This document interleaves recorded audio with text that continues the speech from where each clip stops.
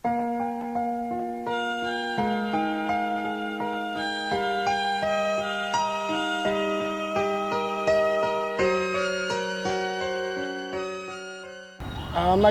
umaga po sa atin lahat.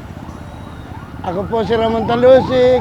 Isa po akong traffic enforcer dito po sa atin sa Noveleta. Ako po ay may 2 anak na nag-aaral sa Central Elementary School. Ako po ay taga San Antonio 1. Bilang enforcer po, ang gusto ko po ay laging maibsan ang traffic dito sa atin sa Noveleta. Ako po ay napadestino sa likod ng palengke upang mapasunod po ang ating mga motorista na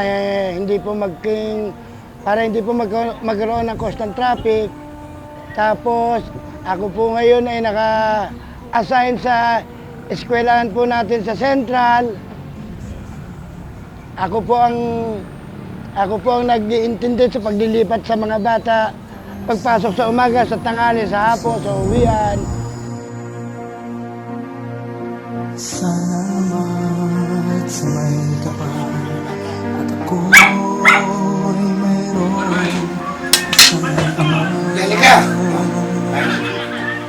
nagmamahal at darasal dumaramay sa akin sa tuwina.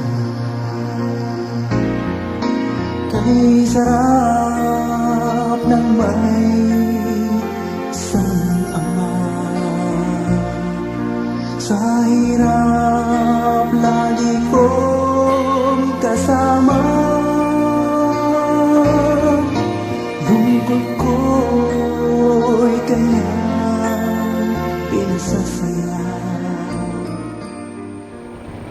Hindi ko po inaasahan na ako po ay isa sa napili para po ako ay makapagsalita sa inyo sa araw na ito na ganito. Pero po ako po ay nahihiya pong humarap sa inyo, hindi ko po ito sukat akalain. Sa nangyari po, nais ko pong magpasalamat sa inyong lahat at mula po sa puso ko, nagpapasalamat po ako sa lahat na nakakilala sa akin. Sa nangyari po sa akin, nakapanligid po ng luha na ako po ay makilala ng marami. Salamat po sa inyo, Mayor. Payo ko sa tulad ko, mahalin naman sa buhay mo.